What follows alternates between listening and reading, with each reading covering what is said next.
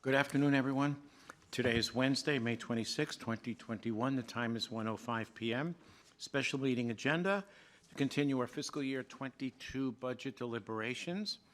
Attending are Commissioners Duncan, Brooks, and Filios. Do we have any changes to the agenda? Hearing none. Moving on to our single and potential action item, which is fiscal 22 budget deliberations to specifically include the A budget, which, for the benefit of everyone listening in, is personnel. And without any further ado, I'm going to turn it over to our Finance Director, Dina Darrow. Go right ahead, Dina. Thank you, Commissioner Filios. Can everybody hear me? All right. I'm going to stand up just because I think the last meeting got kind of boring. So I'm going to try to add a little bit of liveliness here. So as our Commissioner said, we're gonna start with personnel. I'm guessing that's why you're all here today. We will touch on some capital items, but I think everybody, raise your hand. Everybody's here for the personnel part of the show. Yes, okay. So we're gonna look at a few things. We're gonna look at our current, where we are as far as what we're out and what our budget deficit is on the preliminary summary. So, Michelle, can you? So from the fund balance funding from Monday, our number to beat, 5.1 million. That's what we're at. So we haven't put any in. So we haven't put in any ARPA funding yet because we haven't determined what that can be. We've got some ideas on the ARPA funding. But right now, as we sit, we've got just a little over 5 million to balance. That deficit exists in personnel and capital. So we're going to focus on personnel today. We'll touch on capital, but mainly it's going to be personnel. So we're going to look at open positions. We're going to look at new position asks, and we're going to look at position changes and modifications. And we know that we have to balance this number. We know that at the end that number has to be zero, and we know that that money is sitting in personnel and capital. And most of you, I'm sure, got my email from last night. So this is a hard job for the commissioners. They need to cut things, but they don't know your operation like you do. So I put out a call to everyone to say, okay, we know you have needs. Can you help the commissioners prioritize those needs so you can have your key items granted for this year's budget and the other items may be put on hold? So with that, let's look at the new personnel asks.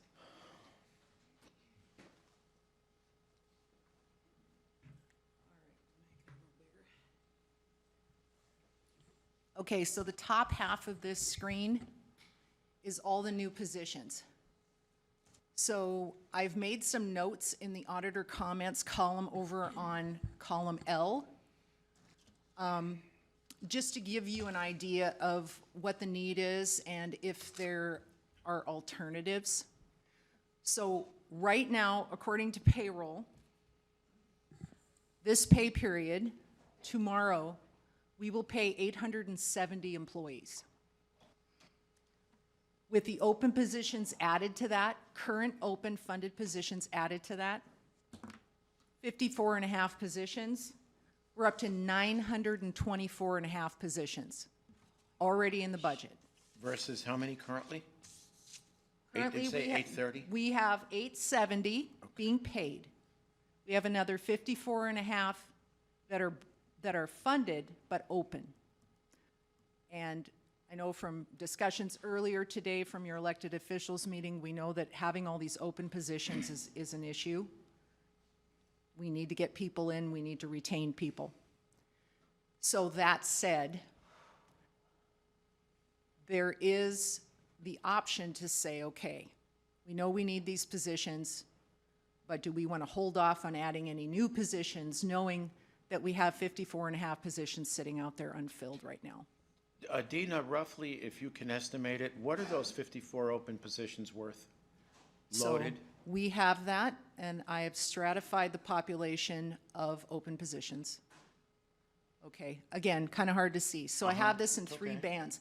So anything that's in white down below is less than 100 days. Normally, we wouldn't look at anything under 100 days because we're actively recruiting. Now, we know we're actively recruiting for a lot of this stuff. But for example, if we go up to the top, these two positions, and I don't know if the assessor is aware, but right now for new positions in his budget, he's requested 2 title clerk positions in DMV. He actually has 2 open title clerk positions right now that have been unfilled for 1,438 days. So what I'm saying is would the board consider letting these positions stay open and maybe not granting those 2 new positions until these are filled? So if these were filled and he filled all of his positions and then he came back mid-year and said, okay, I have all my positions filled, here's where I need to fill the gap, because we know we grant mid-year position requests. So with that in mind, do we want to take a step back, look at those open positions and say, okay, we know that we can hire for X number of positions and we not add anything new? So something to consider. But if we go back to the personnel summary, Go ahead. just briefly, you scroll down just a little bit. The current value of those new positions is $1.6 million. That's the 54 open. No, that is the new requests, new positions that have not been created yet. So then if we go back to Go ahead. opens, so those first 2 open positions, those are greater than 300 days. The value of those positions is, and I can't. 78,654. If we take the next strata, which is between 200 and 300 days, we're at 315,000, or 319, and that puts us at 398. And then if we take 100 days to 200 days, that's another 515,000, which puts us at, for all open positions greater than 100 days, at $914,000. So essentially, the argument is that they're difficult to fill to begin with. Well, there's a lot of duplication. So you have open positions that have been open a long time, and you have new positions, some which are very similar or duplicative of new position asks. Okay, so your original question was, if we keep the 54 open, do we forego the other new positions? That is a question I'm posing to the board. Do we want to take care of existing employees and current open positions before we add anything new? Okay, so here's my take, and this is something that some folks might not be aware of. We had an elected officials meeting this morning, and what we decided we were going to do, somebody correct me if I'm wrong, is to basically put the general pay plan on a matrix, so that you'll be able to see where you fit in the organization, what your progression is, and that the decision to fund that matrix would be done on a year-to-year basis. But the idea is that you now can look at it and say, okay, here's my progression through the pay plan. If we're going to do that, and it's going to be costly to do that, something has to give. Get rid of the new positions. And I'm going to hear screams, you cannot have it both ways. Now, if ARP comes through, and if we decide that that can be used in some capacity to help us, we can always revisit it. But I don't know any other way to approach it at this point. Here's the other thing. We don't have the URD numbers yet. What we've done so far is we've maxed out that 8% cap.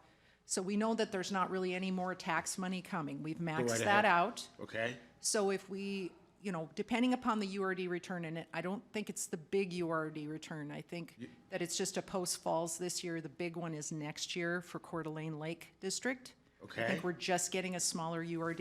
Okay? When I looked at the numbers that were given to me 2 years ago, I don't anticipate 80% of that being much more over $100,000 anyway. But don't quote me on that. For fiscal year 22. For fiscal year 22 or URD return. It's not gonna save It's us. not gonna move the needle.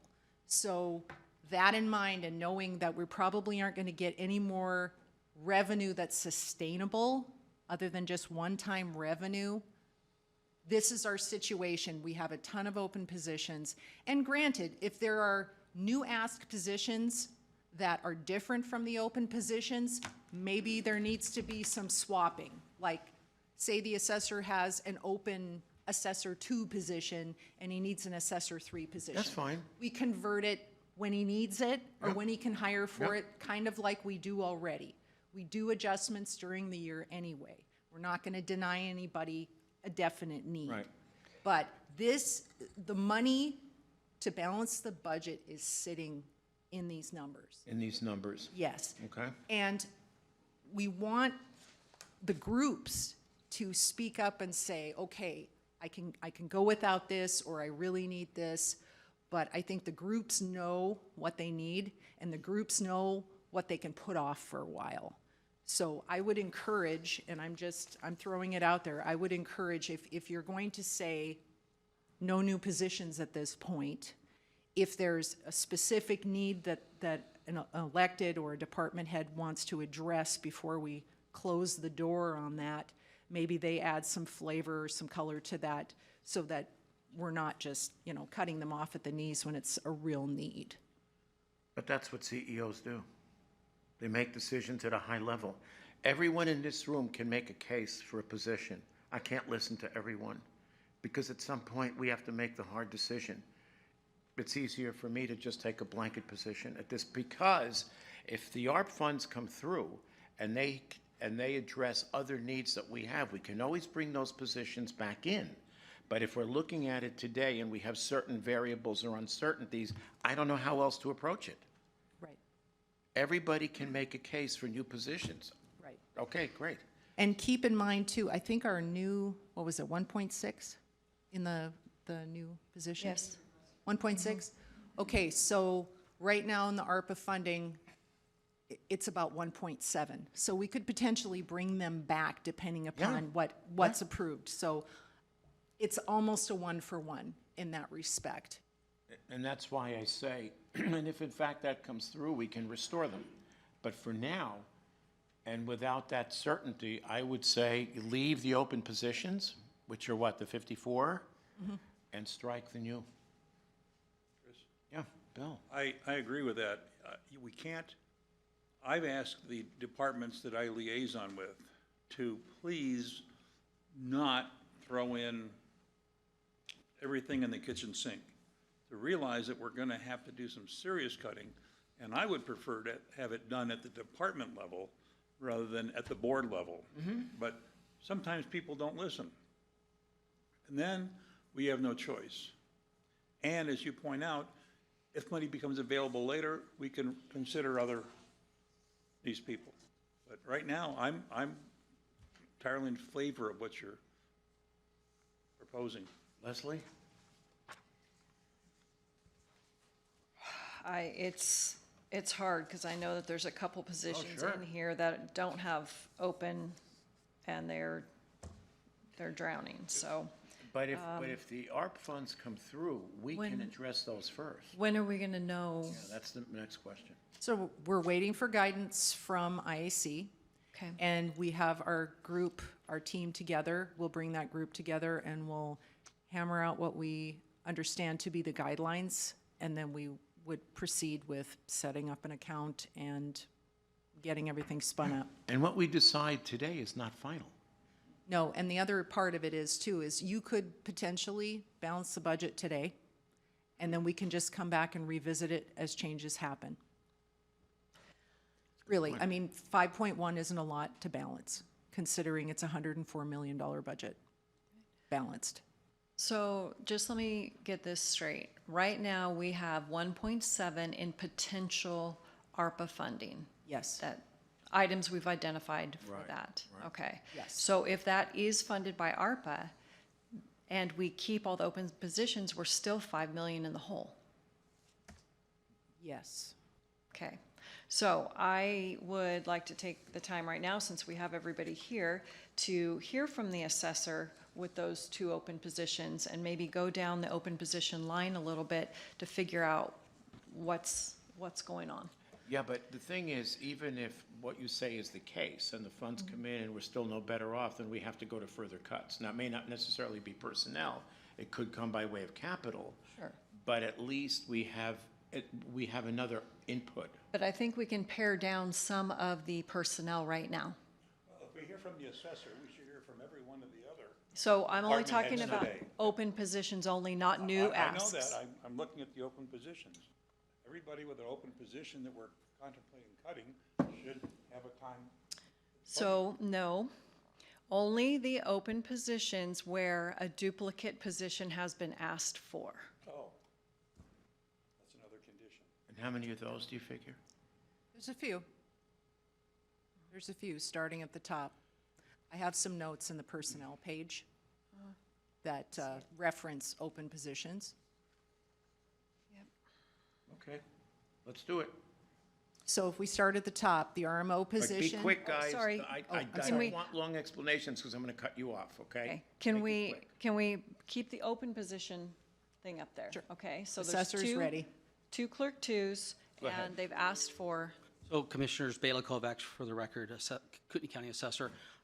Not 2 or 3 weeks ago, I came before the board and asked for 2 positions, title clerk positions. Yeah, yeah. Up until that point, it was our understanding we had 0 positions opened. Right. I would say within the last 3 weeks, there was 1 individual that tendered their resignation. So technically, as far as we're aware, there are 3 positions open, but for 1,438 days, that's 4 years.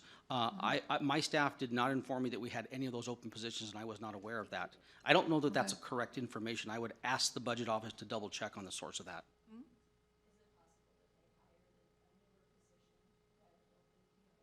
Right. So you weren't aware these were open? Correct. That's 4 years. We came back before the board, not Okay. even 3 weeks ago. The board approved Yep, 2 two. positions. I'm wondering if those 2 positions that were approved are those. Don't know. they can't because the position numbers are that old. Okay. Yeah. That addresses the title clerk positions. As far as the appraiser, I'm looking at the one in blue there, residential. We did have that position filled, but there has been some recent changes in our office, and the person we were intending on going to that position, that's probably not going to work out in that direction, so that's Okay. why that position's open. Okay? So I guess ahead. we're just making sure, because in that one appraiser plus the one asked for is, you need both. So we're asking for an appraiser 2 and an appraiser 1 in the new budget. Yes, And we have that one that's there in front of you that is an open position, so that's a total of 3. One Okay. that's pre-existing, which is there in front of you on the spreadsheet. Yes. And then the 2 that are the new asks. okay, and those, you do need all of those? Correct. And since we're talking appraisers, I want to be clear that in our request for our budget, we're also asking for a commercial appraiser. That is an appraiser, but it's for the commercial division. So technically, we're asking for 3 appraisers. Yes, And that one that's pre-existing, so 4. okay. That And are they all in there? Are they all considered open at this time? The one appraiser position is considered open at this time. The new asks are new positions, so Okay, so one current and, okay. Got it. So it is one that has been budgeted for, and there's nobody filling it? It was Already budgeted. budgeted for the current fiscal year, but remains unfilled. Yep. Okay. Right, so that takes care of 2 positions now, so we can take out the 2 title clerk for And licensing. also, one thing I don't think I had addressed, but on the open positions, on that previous spreadsheet, there were 2 title clerks. In our budget for next year, we're asking for 2 title clerks, so that's a total of 4, to be clear. Right, so knowing that you have these, okay, assuming you now have these, you didn't know you have them, do you still need 2 more for next year? Yeah, if those are, well, we were. Do you need 4? 6.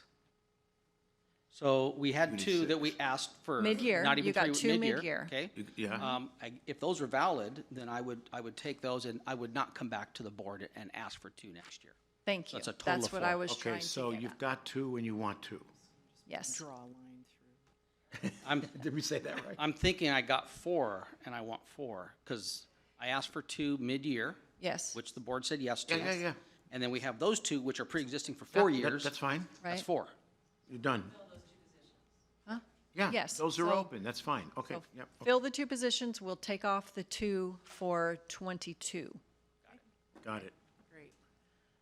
Marissa? Yeah, go right ahead, come right up, yep. Okay, I wanted to first mention that the open position that shows there a clerk 2 for a long time, I believe, is an error.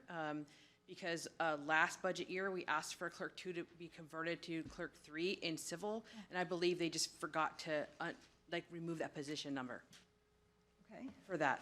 I'm pretty sure, like 95%, that's what that is. And then this spring, I've had 9 positions open. In the last 3 weeks, I filled 8. I have the 9th one I'm interviewing this week. So I believe we'll have. What's your secret? You need to share it. I don't know. It was kind of where you're used to getting so many applications. I'd say like, Really? yeah, 40 per position per week, and it was significantly lower, just dribbling in the last 3 months. So Except for the, I suspect unemployment had a big role on it, the extra unemployment. And then we're very conservative with what we ask for, and we understand the position you're in, and we respect that. Our services are mandated. We have very strict guidelines that we have to adhere to, and the burden is great in terms of, like, as the population grows, the crime goes up, the divorces and the domestic violence and all this stuff. So we are very conservative in what we asked, and we're very normally as flexible as we can be. But I am sticking to what we asked for, and just to let you know, and if we have to wait till the other funding, whatever y'all have to work out, and we respect Okay. that. Just want to let you know. 2 civil, 1 judicial assistant, and a bailiff, and then a part-time to a full-time. some of those are Oh, Carlene's, sorry? The bailiff's Oh. under Carleen. I believe. Okay, and the TCA's under Carlene. okay. Yeah, but it is 1 judicial for the Juvenile Justice Center, and then 2 for civil, and then converting a night clerk to full-time during the Right, day. but that's not on this sheet here. Okay. No, we're just talking about new positions, not the changes. Okay, so it's just those 3. Yep. Okay, so how many are, back up just for a moment, how many are currently open then? Carlene, hang on just a minute, please. I had 9, and I Filled 8. filled 8, and the 9th one's getting filled this week, hopefully. Okay, so I'm gonna consider none open at the time? And None. new- And new? And new positions, we're asking for 3. 2 clerks and a judicial assistant. Yes, Got it, okay, thank you, thank you. you bet. Did we want to take Carleen next? She not, Carlene, did you make it back on? I did. I lost you for a minute there. Can you hear me? Yes. Yeah, go ahead. Okay. Assistant. We currently have 2 open positions. We have a screener in the bailiff's department, and I'm not sure if you guys know this, but Jamie Robb turned in her resignation as the assistant to the trial court administrator. So that job is now open. And hopefully I'll find somebody to fill it. The 3 positions we are asking for is a full-time bailiff, a deputy court administrator, and then we wanted to change the family court services administrative assistant from a part-time position to a full-time position. right. Okay, So I don't know if you're here for the opening conversation, Carlene, but we're trying to integrate ARPA funds, and so at this point, we were going to say 0 new positions unless ARPA funds allowed some other purchases where we could open that funding back up. I don't know if I'm explaining that very clearly. Right. I was, yeah. Okay, Yeah, I was here for that. okay. But I I just, can say that I did have a meeting with Judge Christensen this morning, and he's very concerned about not having a deputy trial court administrator. That is a position that he expressed sincere interest in. sure. That is noted, thank you. So that was my only purpose, is to go through the open positions to make sure there's no more duplicates. And so 2 duplicates were taken care of. We know that one of them was a mistake, one is going to be filled. okay, So that's where I'm at. okay, keep going. So of these 3, we're keeping those 2, the bailiff and the deputy TCA are still on? Well, yes, I mean, pending ARPA funding. I mean, we still need to fit that piece in there. I mean, things like the bailiff, things like the clerks, there's not a lot of wiggle room. There just isn't. And so, Well, we'll have to cut in other places. We'll have to Sure. cut capital in order to fund this. right, no, I totally understand. Okay, so who's next? Michelle, you're tracking us, I take it? Okay. Yes. Okay, so there's an appraisal manager position that's been open for 229 days. Okay, so that's not a duplicate position, but can you speak to that? Not a duplicate position, and we've had several conversations with HR to use the funds, and I may not be using the correct terminology, so please forgive, but to basically use the funds and create a manager position, sort of a stand-in person to fill in for our appraisal technicians. We have 3 appraisal technicians. One has recently retired. We're working on filling that position. But these are very vital positions to the work that we do, and they're all slated for about retiring about the same time, which is within the next year. Could even be sooner than that. We are not positioned to be able to move forward. We need to have some shadow training going on. So my plan was to use the funding of that manager position, fund Overlap, and overlap, exactly. okay. And that's, we are in progress of working on that. Okay, I guess just really my goal is to make sure that there's no duplicates here. So just to make sure that people understand what they have open and are actively hiring for these things. So the emergency communications, I know that they've asked to unthaw some positions, but it looks like that The they thawed have. ones aren't, or the frozen ones aren't listed here. They're in the Correct. new positions. So yes. what I'm saying is, here's one that's open, 212 days, but they're also asking to thaw some. So I want to just kind of look at that and make sure that we're all on board, all on track, that that is what's needed. So we'll pull up all the 911 positions that are open at once.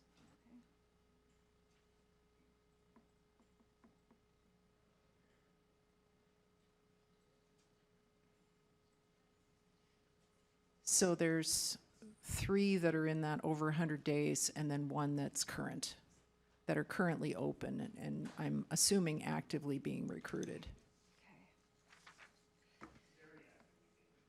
Sure. And then there's 3 more that are asking to be thawed. How's that going? Does somebody want to speak to that?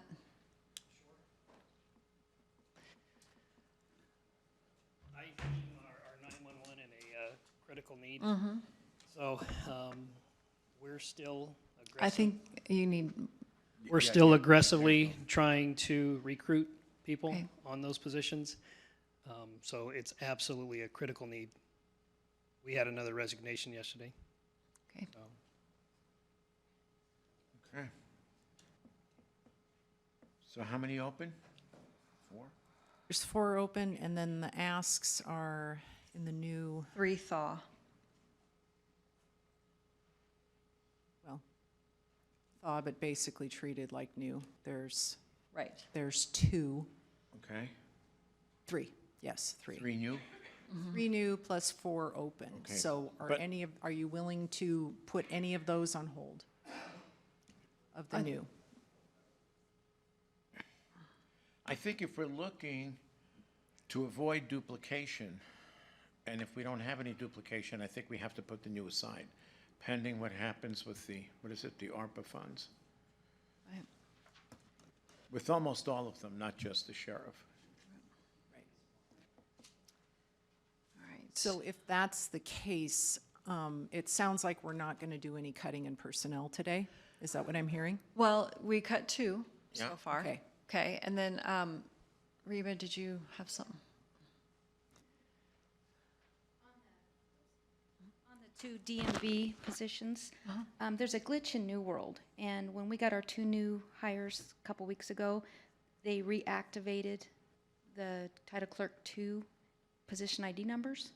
Oh, that's why it's so many days. So, yeah, I knew that we didn't have openings, so. Okay. In the 1,438 days, is the last time that position was filled. And when they reactivate, it doesn't set back to 0. So, Okay, when these people vacated the 2 position ID numbers, it just kept the count Okay, going. so those weren't duplicates, so No. then there's still 2 new for asking. Yes. So, Yeah. So it sounds like there's not going to be a lot of cutting in personnel today. Dan? Oh, yeah, come on. We talked about this briefly this morning, and with respect to the frozen positions at 911, we do want to thaw them, but, and Kevin, correct me if I get off on this, but what we would like to do is use some of those salaries for retention Right, right. bonuses. And That's so- kind of a separate issue in my mind Okay. because if you get to keep the positions, then we'll roll them back to December good. or whatever it is. I just wanted to get that out there, Yeah. that was the intention. Thank you. So Dina, when you say we're not cutting any positions today, which ones are you referring to? Open? So it looks like, I mean, like I started the meeting, we have to cut because we've maxed out our revenue. The money is in personnel and in capital. So if we're not cutting anything in personnel, then we have to cut in capital, or we need to ask the groups to go back and voluntarily cut things because I don't know how far we're going to get today as far as balancing the budget.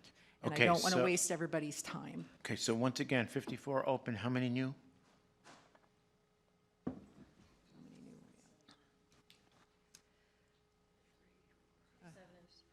27 and a quarter are new asks.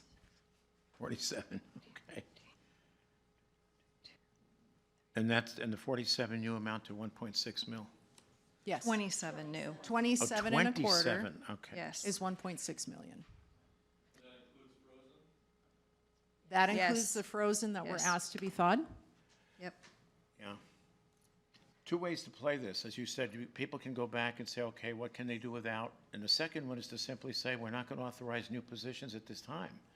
And if the ARPA funds come through, we have a different ballgame. So either way, any decision we make today is not final.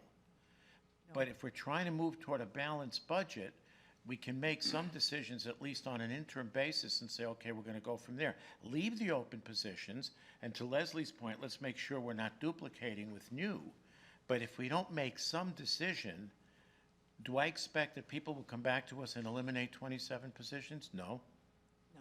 So what's going to happen is they might eliminate 10 or 12, and guess what? We're going to have to do the rest. So why not do it now? I guess it's between the board and the groups, what they're willing to give up. Because we can always put them back in if we get the money. If we don't get the money, we can't do it anyway. Or if they need the position mid-year, they'll come and ask for it then. That's true. We have an HR meeting every other week.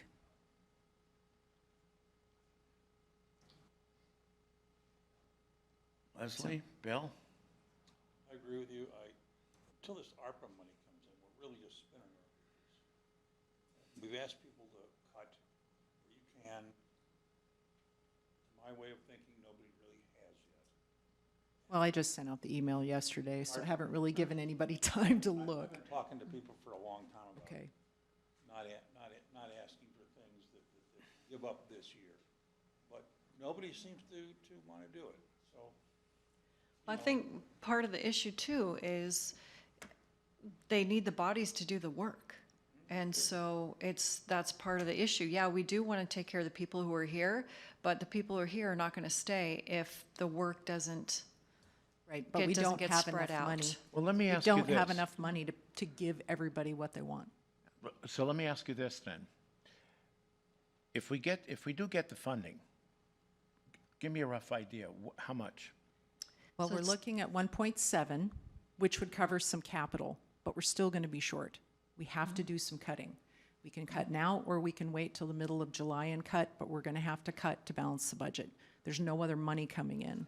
Maybe 100,000, I'm not sure with the new growth. And you mentioned that earlier. Yeah, I mean, we're maxed at Well, 8% then already. we're playing games here. Get rid of the new. For now, get rid of the new. Because at some point, we're going to have to make the hard decision. Make it now, and if we can put them back in, if things work out in such a way that we can balance and absorb some of the new positions, if not all of them, we can do that. Any decision we make today is not final. No. But if we're trying to see or come to a scenario where we can balance it, let's do that. You have to start someplace. Yeah. making a. And then what I would just still ask the electeds is to go back, and if you have Absolutely. several, like you have 2 appraiser 2s, and now I'm not saying you don't need them, but maybe you can get away with 1, so let's cut them down, and I know it's probably a bare minimum ask on some of these things, but We can send out schedules to each elected group with their open positions and their new asks together to just give them an easy way to review that information. yeah. And I'd like, on behalf of the auditor, if you want to scroll down a little bit. The auditor has some asks. We have a request for $55,000 for a new program, and we have some payroll change asks. I would voluntarily, on behalf of the auditor, cut $110,000 off our budget, which is about 7%. So we're willing to do that to set a good example for others. And then is one of your cuts have to do with the fact that if we get that new payroll program, timesheet program, that will Could very alleviate pressure? well reduce the pressure on payroll, yes. Okay. So right now, we have a temp approved. We have not hired for that temp yet, so we're in a wait-and-see mode, but we're going to try to get away without it. So that's the biggest piece there. And then if we look in new programs, there's a $55,000 ask for an assessment of our ERP system and other systems throughout the county. So we're willing to give those up to get the momentum going. I also got a late paper from the clerk who is willing to cut almost $10,000 out of the elections budget. So the clerk's up to 120, cutting off the top to help get us balanced. Thank you. Okay, so so the fixed asset, fixed asset account and internal audit, Yep. is that a wage increase? So right now, we have a fixed asset accountant. We would want to increase that wage to include internal audit duties. If you look below that, the senior accountant to internal audit manager, our senior accountant took it upon herself to get certified as a certified internal auditor, which is pretty much the equivalent of getting a CPA. So she has that credential now. So with those 2 increases, we would have an internal audit function. Now, I'd still like to give her that increase because she did the work and she took those tests on her own time and she paid for that out of her own pocket. And now Okay. she has that credential. And then we have an accounting clerk that I want to promote to a tech because she is the backup for the manager and she does far beyond any clerk duties. She is a tech level. Okay. And then, of course, the temp would be cut. And then our other ask is to promote Michelle to an analyst title. She would be in the same grade. So those are our asks. So the ones that are highlighted are the ones that I'm willing to cut, as well as our new program cut. So the ones that are highlighted, which is what, the voluntary, Yes. Yeah. and then temp to full-time? Yes. Okay, and the other increases come out to about 25,000? Yep. All right, flag them. I have some concerns there. Not in principle, but in amount. So which ones concern you? The top 3. Okay. All right, so the top one we're cutting. The fixed asset, right, 1. Okay, so that leaves 2. Yep. That's fine. But those are our priority items. I get it. So I would invite any other groups that are here, if, looking at some of these, are they willing to maybe forego some of this for this year to help balance the budget? Bear in mind, people, we're trying to get you on a matrix here. It's never been done before, so. So just Barry, please. just addressing open positions, I received an email from Dina, and there were 4 things that were listed. One's a legal assistant that has only been open for a couple days and will fill. The 2 of priority to me are 2 deputy prosecutor positions, one of which I split up into 2 part-time positions a couple of years ago. You can see it's 467 days or whatever, I guess a year and a half, that I've always intended to convert to full-time, and I'm asking for that to be done this October. And then also the position that was authorized this April that I split in order to hire Barry Black back part-time. So there are positions that have been in my budget this year and previously that I'm just asking to be converted back. I've got 2 people that I've committed to in terms of hiring, and so I'm hoping that won't be in jeopardy. The temp position, that'll be eliminated when we convert these positions back to full-time. So really, there's just the 2. Okay, and these 2 you expect to hire this year, correct? Yeah, I've got 2 people lined up. That's fine. Thanks. I'm good with it. Leslie, okay with that? Yep. Bill? For now. I'm sorry, I had to step outside for a second to get some water, but, so where are we at with the open positions? Leaving all the open positions open to be filled, and then taking all of the new asks across the board and putting them on hold pending ARPA funding coming through. Thank you. That's it. Yeah, bottom line.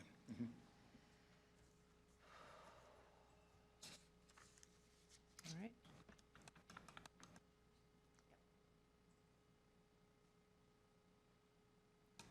So you're looking at the personnel asks that are changes to existing positions. Right. Yep.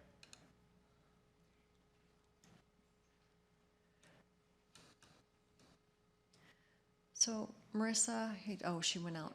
Callie, do you want to come speak to one of these?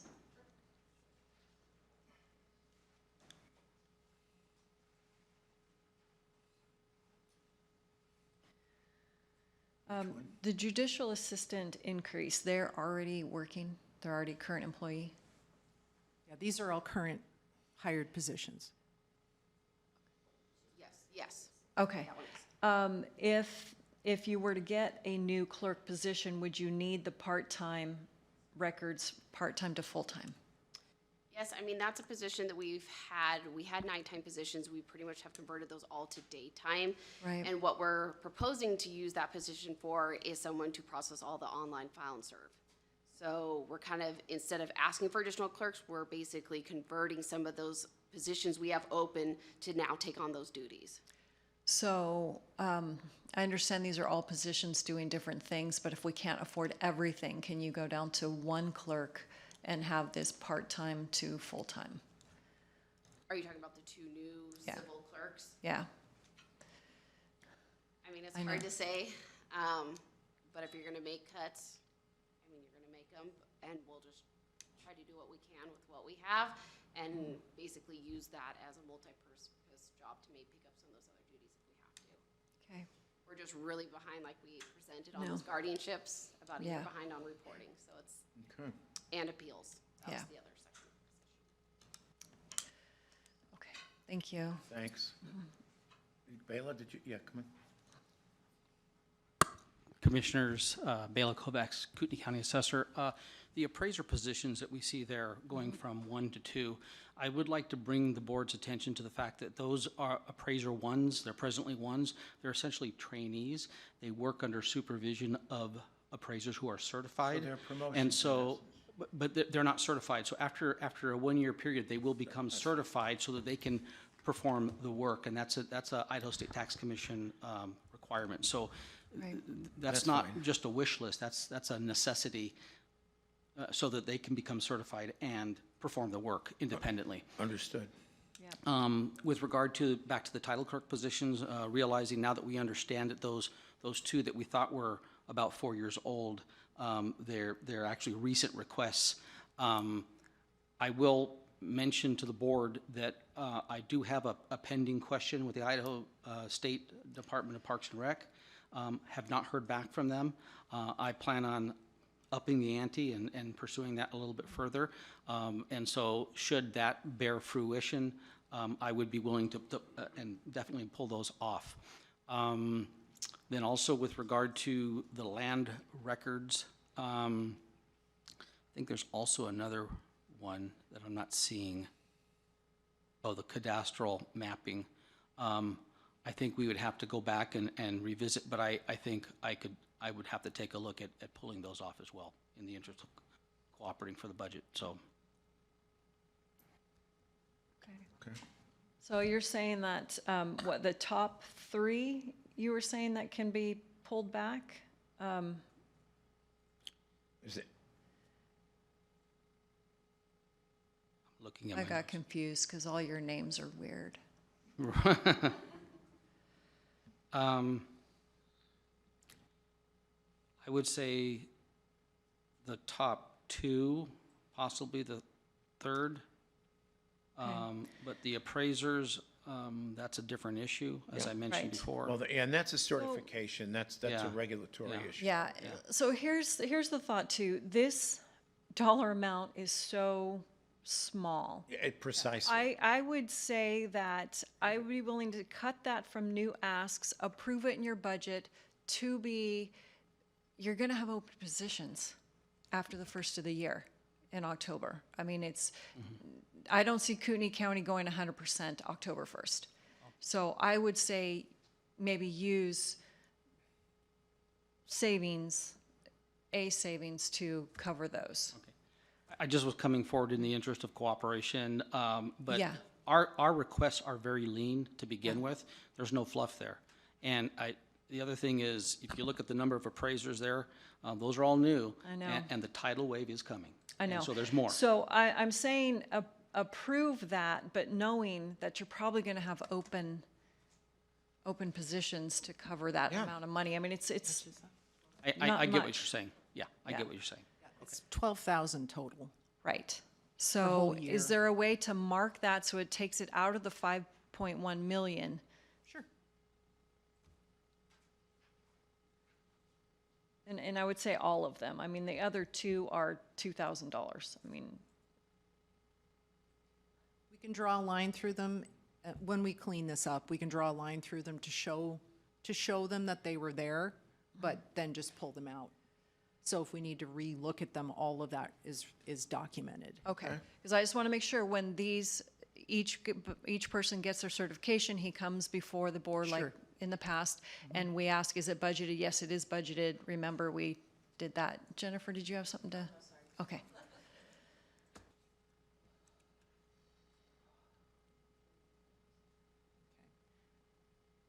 So, is it okay to do that same classification for the? I would, commissioner all of appraiser? his asks. Yeah. I'm fine Everything? with all of Okay. his asks. Okay. Okay. All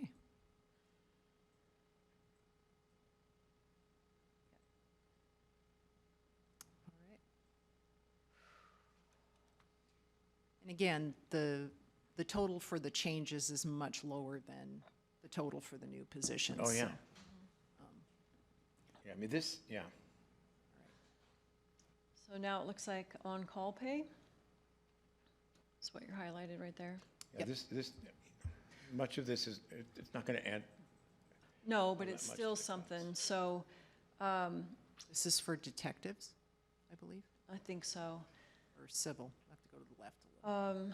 Detectives. Yep. So once again, my philosophy on call pay, if they're hourly and they get called out, they get paid. If they're on a special duty and they already get so much per hour because that's part of their duty, then I'm against the on-call pay. The only part where I support on-call pay is when it's an executive, and, that's still the wrong word. Thank you. Exempt. When it's exempt employee, they're not getting anything additional, they're still required to go out. That's my philosophy on it, because if you open up the door to on-call pay, we literally have hundreds of positions in the county that can qualify for on-call pay. So that's just where I stand, that's where I've stood every single year that I've been here. uh-oh.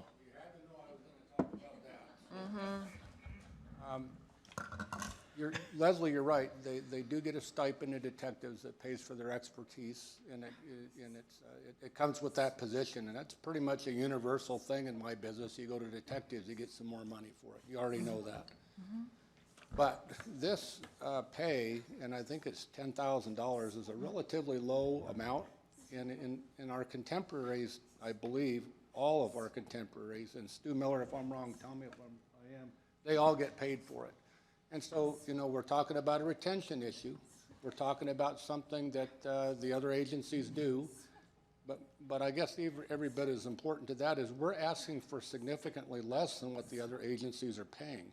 We're trying to meet the board halfway here. We're trying to do that. And I want to be clear that this is just for that detective to stay where he's supposed to be, or, you know, at home with his phone. He can't, you know, he's not supposed to drink.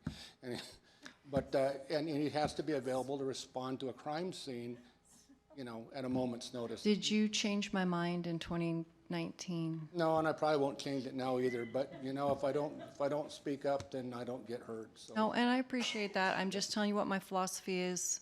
It's just not going to change because we can't afford to give it to the other 200 people who are also on call in the county. Well, and I already figured what you were going to say, but it's not your, it's not your mind I'm trying to change. It's the other two that I'm trying to convince. So I'll just leave it at that. Thank you. Thank you. Thanks, Dan. So what would you like to do? Bill, you're the liaison, man. I'm going last on this one. You're not on mic, Bill. Yeah, you got to get on the mic.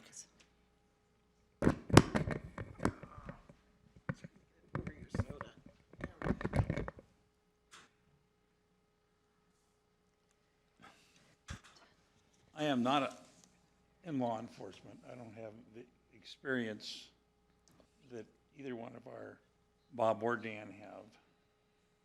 And I think they are a special case, and I think that they deserve special treatment with regard to on-call pay. So you don't need to convince me, Dan.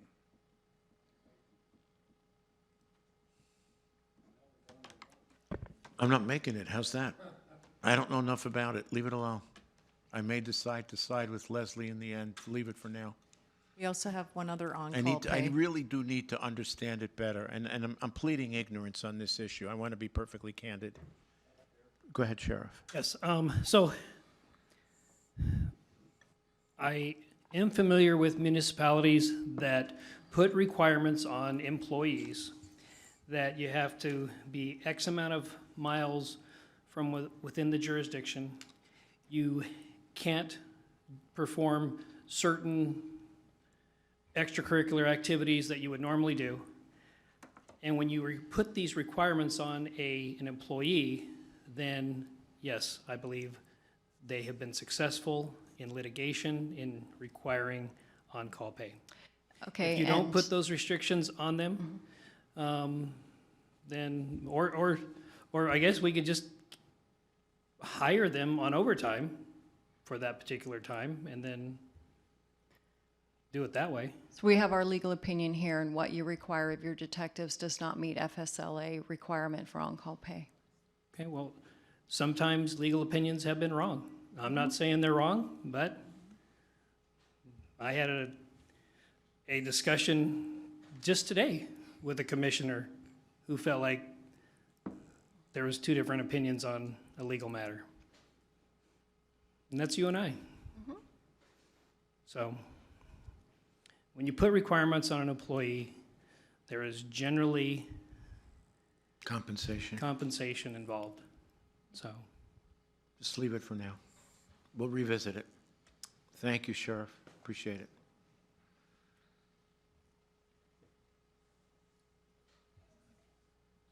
So I'm assuming we would keep the other on-call requests as well. Yes, and that is for exempt employees.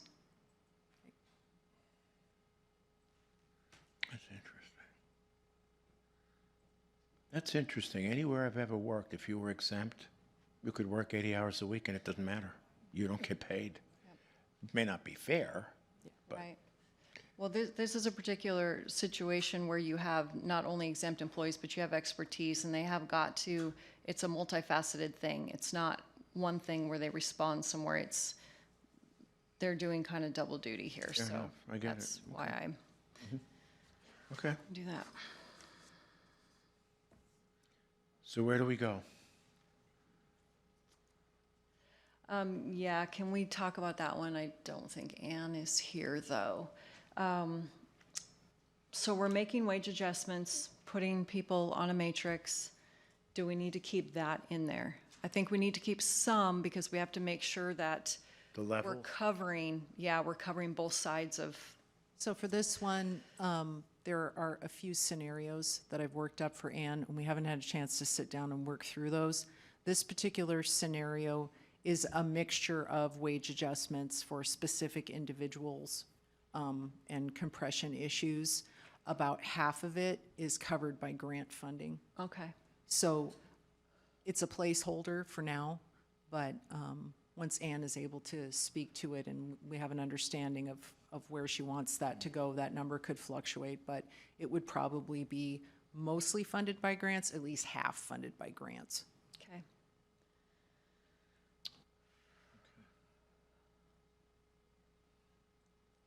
Yeah, we're gonna have to revisit this one. I think what we're trying to do is avoid making exceptions. Because if we're going to implement the matrix, we want to try and be as consistent as we can. Okay. All right. Any others down here that you want to talk about? Put on hold? Barry's already addressed that one. Is that correct, Barry? Yeah. Yep, he did. And those aren't, I don't know that those affect the budget. I mean, isn't the money kind of already in the budget because of, Not really, because especially the first one that's been open for many days, the actual budget for this fiscal year went down. And so there is going to be an increase in the other one, and I sent Dean an email, but one of these is an AT3, oh, right, so you right. guys are aware. But Yeah. in any event, so for the AT2, yes, there will be an increase. For the AT3, it's already in the budget this year, so it shouldn't be an increase for this next year. Okay. And we'll want to check with HR and make sure those are classified, because I know there was a flip between an AT2 and an AT3, so we can get that confirmed. Absolutely. All right. So potential things are going to shift a little bit there then? Okay. All right. Just one. Okay. Did we pick up Nick's cut? The 12 grand in capital. Oh, that was. Yep, we pulled out the You capital took that out, okay. volunteer. Yep. And then we have the hiring bonuses, the recruiting bonuses, that was funded by 911 above cutting Right. part of that position, but now those are cut. So I'm assuming that you would want to keep those for now since the new positions are cut for now. Got it. Okay. Yeah, and then we talked a little bit about bonuses today, and I'm thinking that recruiting and retention bonuses probably need to be under the BOCC instead of in all these dozens of departments. So you're proposing setting up bonus pools? Only for recruiting and retention, and we're looking at retention through the allowed ARPA designation. Okay. We do have, I think HR has some money. Maybe we close that down. I think the sheriff has some recruiting money already in the budget. We can check and clarify Yeah. that, but I think we left some in because it was an ongoing recruiting program that we've Right. continued to fund. And I'm fine with that. I just want to Okay. make sure that instead of it being in 50 places, it's in one place and we say, Makes okay, sense. this is how much is allotted. The and then it's- BOCC. Okay. Okay. The last one was a new ad as of Monday. VSO? Yep.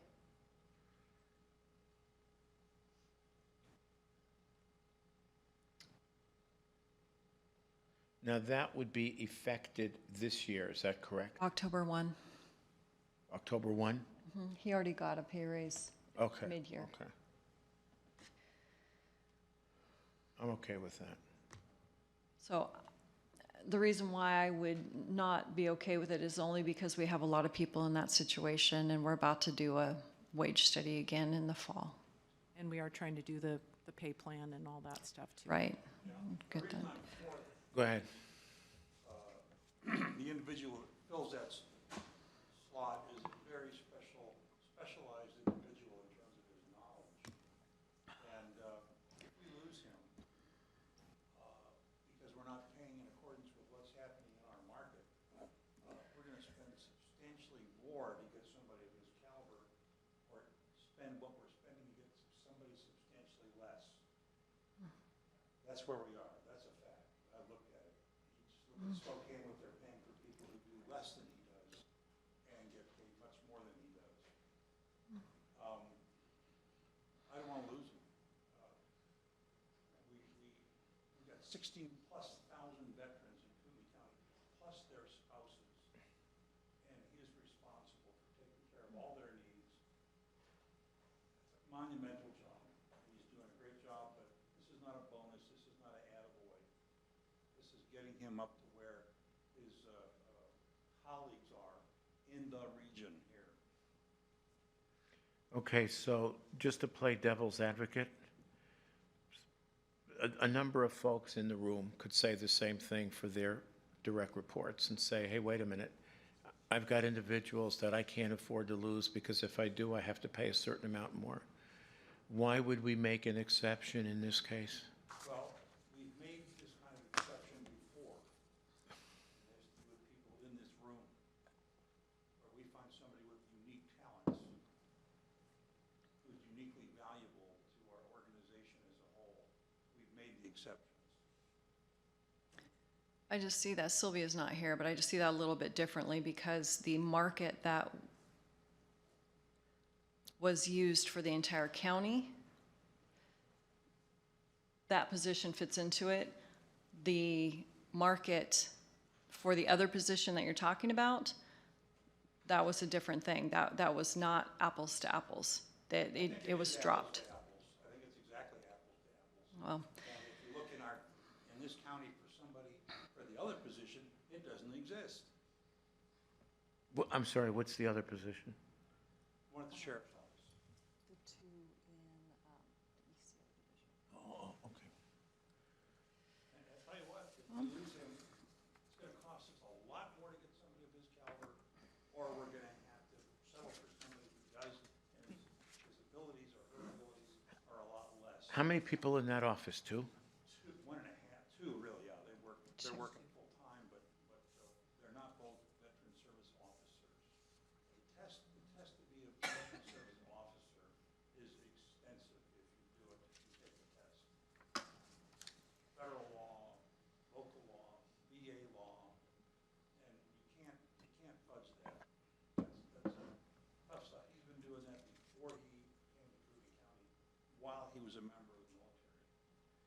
The 2-year-old wage study is obsolete. We are in a different market today than we were 6 months ago. We're in a different market today than we were Last year. 60 days ago. I'd leave it in for now. Okay. Let's see where we go with, back to the ARPA, yeah, okay. So how does this sound? Go right So, ahead. given the current cuts and the notations, I propose that we put together packages for each elected group and send out their opens and send out their requests and let them review that before our next meeting, and we move on to capital. You can take off those new positions for the sheriff's office, the 4 patrol deputies, if you'd like to. All right. Well, I think we pulled those for right now anyway. Oh, well then never mind. Yeah. Thought I was trying to be nice. Yeah, just, it's a grand gesture regardless. I was afraid you were gonna say on second thought, put them back in. no. Yeah. Yeah. Yep. So, Yep, and that also means voluntary that the ongoing, or the onboarding costs also go with that. So if you scroll over to the right, there's an additional 288,000 associated with. So all of those numbers at the far right, those are just the associated onboarding costs that are sitting in new programs. So basically, we came in today, what was our overage when we came in today? Our debt- 5.1. 5.1, so if you took out the new positions, which were, I think, did you say 1.7? So that would take us down to 1.6. 3.4. And then the new programs, we probably cut another couple 100,000 off of that. And that would take us to 3.2. So whatever you can do, department heads, to help us out, we'd appreciate it. Anything else, Dina? Would you like to look at capital Capitals, briefly? yes. And Yeah, see let's how do we've it. progressed there? We'll be brief.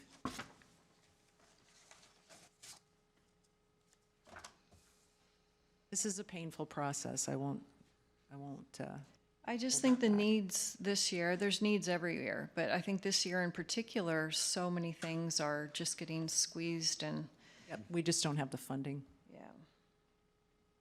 So, we've made some notes on the right. So for right now, those top three, we've left in. Anything that says fund balance, we've funded that with fund balance. That's why your deficit has gone down. Okay. We have a question out to legal on the Omentum tax and assessment process fixes, and Matt Snow also sent out an email today discussing the need, which sounds pretty important. Dire. So we can plug that with fund balance for now and with general fund balance for now, and then if we can use restricted funds, we could switch it to restricted funds, or we can just leave it for now if you want. I'm good with fund balance. How big is it, by the way? How big is our fund balance? Oh, I couldn't tell you just off the top of my head after the use that we've appropriated. It's probably 10 million. I was just going to say, yeah, I'm 9 fine or then. 10. Go ahead and do 9 it. or 10. Yeah. I can get you that number. Next time is fine, yeah, Okay. thank you.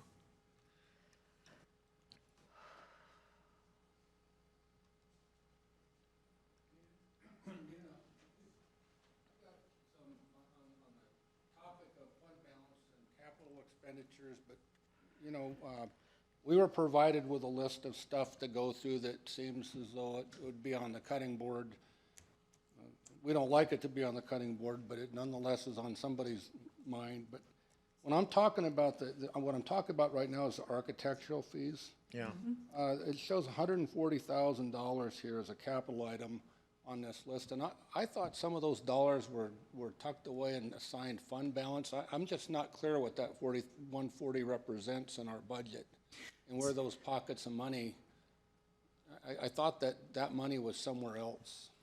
Let's see, we have assigned fund balance in our packet, right? Yes. Okay. So the assigned fund balance isn't appropriated. There's money that we have marked in a fund, but through the budget process, that money would be appropriated towards particular projects. So just because we have it in a spreadsheet and say, yes, we would like to use this for, it's not committed, yes, thank you. Right. So, There's 2 million. There's 2 million in that assigned fund balance. Is that $140,000, is that in that $2 million? no, no. So what it is you said, I'm going to need a car down the road. I have this special savings account. That's kind of what that is. You don't know what a car is. You don't know what day you're going to buy it, but eventually you're going to need a car. That's kind of what that 2 million's for. What we discussed with the sheriff last meeting, which you weren't here, was that I wanted to put that on hold because we're having a master plan done, and I'd rather look at it holistically and see if, what the results of that master plan is Okay. first. So, I guess with respect to this list that I have here, is it considered an ask in light of what you just said? Yeah, none of these things are funded yet. Okay. If they were to appropriate fund balance, then we would drop that in and fund it with fund balance. That answered my question. Right. So I would personally want to wait until after we are able to process the long-range study. Okay. And then while I'm here, on the HARP, was it ARPA or HARPA? What? ARPA, American Rescue Plan Plan. Act. I want to make sure I get it right. It's $32 million, right? Uh-oh. Yeah, and I I know there's discussion in that about premium pay. I've gone through some of the brief view. I know you're laughing, Chris. How much do you want, 16? No, but I got to tell you, I hear kidding. references made to if we get this money, But I just want to be clear, I thought we already had it. So, no, here's the deal, Dan. We're just making sure that the needs we have match the guidance. That's what we, Okay. when we say, when we get the money, if we can get the money. We have a whole team devoted to that. We have legal on that Okay, team. I understand. That's what we're trying to. What can we and can we So not do? when you speak to the $1.6 million, it appears as though that's stuff that we can use. Correct. Yes. Appears as though. Yes. And what about premium pay? Is that for real? So premium pay, so right now, and again, I hate talking about this When we don't publicly have. because we don't know, but the guidance from Seth Griggs at IAC is don't touch the pay. Use it for projects because it's very muddy waters, because in theory, if you were to say, okay, we're going to give X employees premium pay, now a grocery store could come forward and say, I have essential workers, you should pay us premium pay as well. Gotcha. So once you start delving into pay, you start bringing in a whole The other whole part of parity it. issue. And Yeah. because the money is in two tranches, 16 million each, we'll get one this year and one next year. What the team is talking about doing first is understanding the guidance that we have now, which is subject to change. We know it's going to change, and looking at those big projects, like finishing out the shelled portion of the jail, which could very well be possible. So because we have this once-in-a-lifetime option of having a large enough sum of money to actually do a project like that, that's what the team is looking at first. Yeah. So, but we will know more about premium pay as we go through. Yes, and there's heavy reporting requirements, which is another reason to keep it simple and large. Right, Sheriff, please. And then in conversations with police and sheriff associations here in Idaho, many of the asks in our budget here regarding radios that were used, like radios that we used to assist OEM with the pandemic, and some of the things that we assisted them with, that there's an opinion that they believe that many of these things would be covered by that also. Just Terrific. Great, so can we go to that line item? We'll put that. Okay. And we also have district court, which actually are, Carlene, are you still on the line? Yes, I am. Can you tell me? Hello? Yeah, can you hear us? Can you hear us? Yes. Okay, good. There were, I think, 28 radios asked for in your budget, but we don't have Yes. 28 bailiffs. I'm sorry, you cut out? How many bailiffs do we have? There would be, the 28 radios would be for the bailiffs and the security screeners. Okay, so how many of those people are there?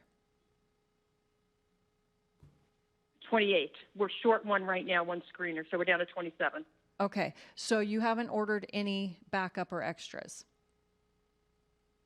No. Okay, I was hoping if I had some extra funds at the end of this year, maybe, buying some with current funding if I have anything left over. Yes, yeah, when we But I talked don't know about that that. yet. Right, it's still too early. So we'll keep that in mind, but right now we're going to put the radio ask into the ARPA consideration for that account. Okay, the only issue with that is the radios that they have are obsolete. So I may have to approach you and just tell you that they're not working any longer. Sure, sure. They're kind of hanging by a shoestring right now. Yep. That's why we're hoping you'll have money at the end of the year. Right. Yeah. Okay. So just I note also that, submitted that to the state, hoping that the Supreme Court would have some end-of-year monies and maybe they would pick up that cost for the radios, but I haven't heard back yet. Okay, but for our purposes, we're going to kind of take it off of our deficit because it looks like we have a couple different funding sources and we won't need to tax Won't for need to it. tax for it. and those items are in the B budget, so they wouldn't be on this list. but Not on we- this we list, We can right. go in and Okay, do that. Okay. so I think the sheriffs and the bailiffs were the only ones who asked for radios this year. Did juvenile detention or probation? They got theirs. Okay, They got all right, theirs, so. great. Great, so, and I also want to call out Tom Reed, who voluntarily cut cut a bunch of stuff via email yesterday. So kudos to Tom and to the jail staff for stepping up and cutting. Cool. Yes, he did. So the only thing I would say is, can we look for a used skid steer? I understand his argument. I get that, but 46,000 is a lot right now. Yeah, we use that skid steer to help the fairgrounds move some of the snow, so to assist the people in the pandemic to get their tests and their shots and what have you. But yeah, if we can find a used one, I think that'd be great. But I think he does have a quote for both. right. So. And that's replacing 2 items that are end of life. So are we leaving that in? Yeah, well, yeah, but they'll probably another bump look it at it. down. Yeah. And we'll send out a communication with all of this. Okay. Yeah. So there's a bunch of jail stuff here. The HVAC, the contracted repairs, yeah, that was cut. The showers were cut. Dynamic imaging, core track inmate tracking So I have a system. question about that, and I think Captain Deke might be able to speak to that. You want to come up?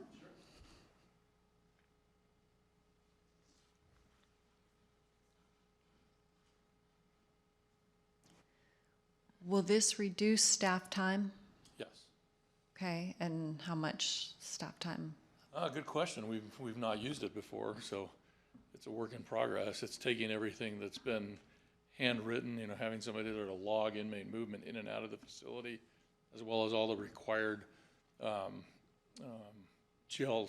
jail standards that are required for time in, time out, doctor visits. Every time an inmate moves, it's really a litigation mitigator.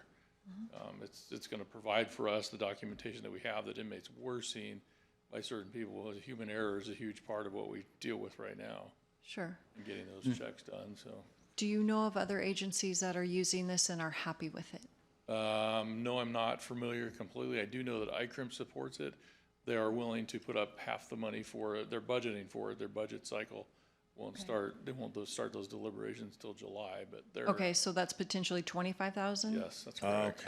Okay. So you're reflecting the full amount here. Correct. Yeah, Okay. okay. Boy, if we get you guys the payroll and the inmate thing, you'll be up in the 21st century. Okay. Thank you. Thank you, Cap. While you have him up here, if you have any other questions, I mean, as far as all the other jail equipment, I mean, we can't go without freezers, we can't go Right. without a steam kettle. and both of So, those are end of life. Yeah. Yeah, was there anything else you wanted to point out? Nope. Okay. Marissa?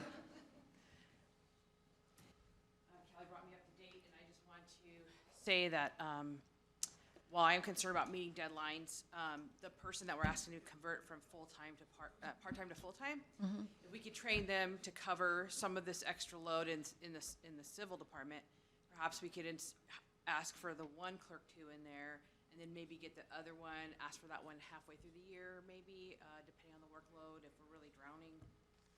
Right, That's just an idea, okay. think of where we could cut. So instead of 3 new, you'd have 2 and adding 1 mid-year, is that it? It would be still the Juvenile Justice Center. Correct. Judicial assistant, no matter what. Yes. Then I was asking for 2 clerks in civil. Instead, I would ask for 1 clerk in civil, and the second one maybe halfway through the year, depending on the workload. I mean, the workload's bad, but if we can train the person who converts from part-time to full-time to learn some of that, just take part of, some of the load off. We can Right. postpone the second clerk to at least 6 months. I'm just trying to come up with something to give. And make no mistake, we get the need. We're not saying you don't need it. understand, It's just a really tough thing trying to squish all this into a I understand. small area, so, thank you. All right, thanks. Thank you, Marissa.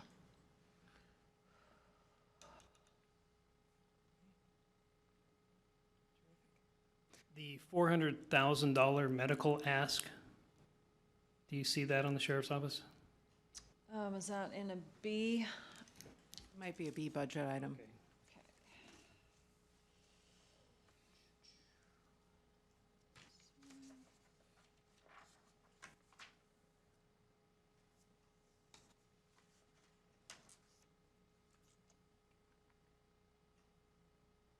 What is that for? Outside medical cost, outside the contracted medical cost, and we have put new protocols in place to instruct that we have eyes on these medical events. The problem is, you know, anything short of this inmate being in custody for a murder or domestic violence, we've been having a little reluctancy on the judges to want to release them, because I'm okay giving them a citation. Right. You know, here, you're in for possession of drugs, here's your citation, come back in a month and you're responsible for your own medical costs. But, we're still trying to make headways with the judges, wanting them to keep them in custody. Okay. But we do have eyes on that. I mean, it could be 400, it could be 100, or it could be 399. Right. That's based on a 3-year trend. And like the sheriff said, we could get 5 people with a heart condition, that could be $5 million. I know. Or it could be nothing. We also, thinking of contingency. maybe Also, cutting ARPA that. funds, I mean, medical care is in the ARPA funds. I know, but my concern is I don't want to use one-time money for ongoing expense. Sure. So we need to be aware of that. And so far, you guys have done fine. I mean, just $100,000 over budget for 2020. So, and that was covering all those extra jail expenses. What have we spent so far for 20? Do you know? 21? I'm sorry? You're 100% spent already? Yeah, you'll be hearing from us here very shortly. Okay. So, Catch you later, Cable. I don't know. Goodbye, run around. To the top and just take Hello, a scan. crazy fast internet. So the top 3 are still in. You're all okay with that? Hi there, high The school. lawn, yep, yep. Lawnmower, What's up, pickup, Pickup and and the escape, yeah. 2 I thought escape vehicles. we were gonna ask about the 2 escapes because High internet the way it's meant to did he get new cars? Got You 2 got- new cars last year. Okay, Is that David? yeah. So I just want to make sure. Yeah, flag it. I'll ask him. Okay. And then if, I'm willing to work with the Crown Victorias to get them painted so they're not black and white. So if that's part of the concern, it's one of my concerns, actually. I don't want them being mistaken. Yeah, for enforcement, yeah. So, I think wrapping them would probably work for their end of life and be cheaper. yeah. So if you got anything else you want to hand down to us, that would be awesome.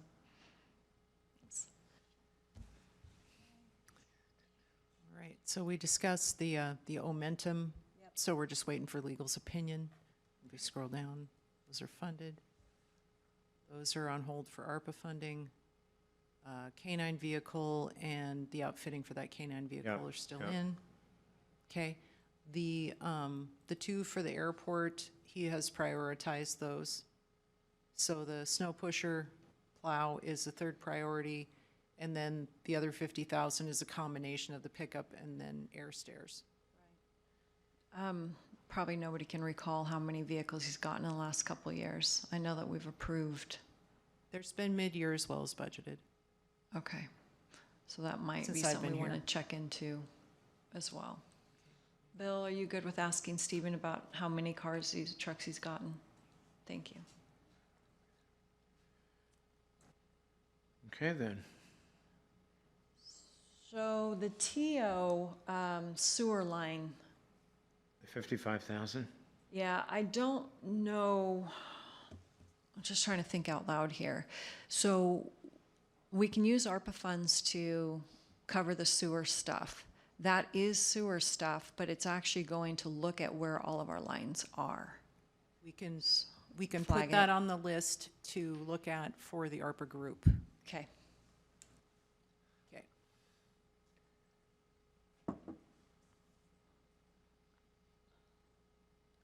And then Nick cut one of his asks today, so Yes, he shout did. out to Nick. Alexia made a big cut from $500,000 down to 150,000 last meeting, so kudos to Alexia. What's the paving project again? At the fair? Yeah, it just, a lot of their handicap parking. Okay. Yeah. And then the next section I have in green, because that's all funded by solid waste. Yeah, and that's not in our 5 million Right. anyway. And it's not in our 5 million. And then we are researching grant funding options. I know that the coroner's been working with RMO to get a grant to cover that 58,000 for the morgue trailer. So I think we can take it out of the mix. Okay. And then with grants anyway, we just don't budget for it at all. And then when the grant comes in, then it Then it hits switches. the budget. Okay. Yeah. So what you're saying is you're okay with him buying it as long as it's paid for by grants? That's what we're doing by making that 0? Yes, Okay. yes.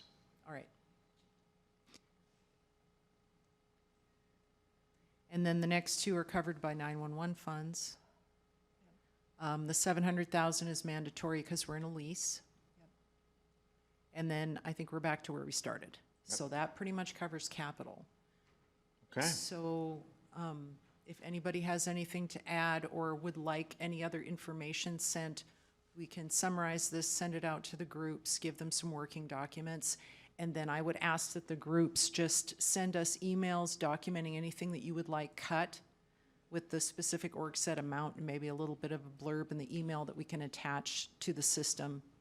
Okay. Those adjustments. And then when we get those in, say at the end of the week, this week, we can send you an update of where we're at. I'll send that out to all the groups, all the electeds. And then our next meeting is on the 2nd. Can we find out if ARPA will cover the freezer, the steam kettle, or the water, kitchen water isolation? Sure. Yeah. Capital improvements.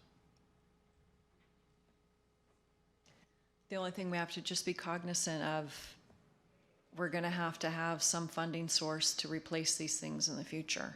Right. So, But that's true of all of our capital Yeah, anyway. that's true of everything, yeah. And something like that is, I don't know, how many years use do you get out of them? oh, 25, Oh, good. yeah. It's a lot. We won't be here. Okay. Asa might be, but we won't be here. You're gonna have to carry the Ford, Asa, by yourself. Well, I want to thank everyone, the board and all the groups for all Yes, the hard thank you. work that they've been doing. Everybody's really jumped in and tried to do this as a team as much as possible, and we appreciate it. We also appreciate everyone's patience because Michelle and I are staying on top of the requests as best we can, but please continue to check your budgets, make sure we've captured everything correctly. And thank you for your efforts, Dina, Michelle. Public comment? Anyone? Hearing none. Time is 2:35, meeting adjourned. Thank you, everybody. Thank you.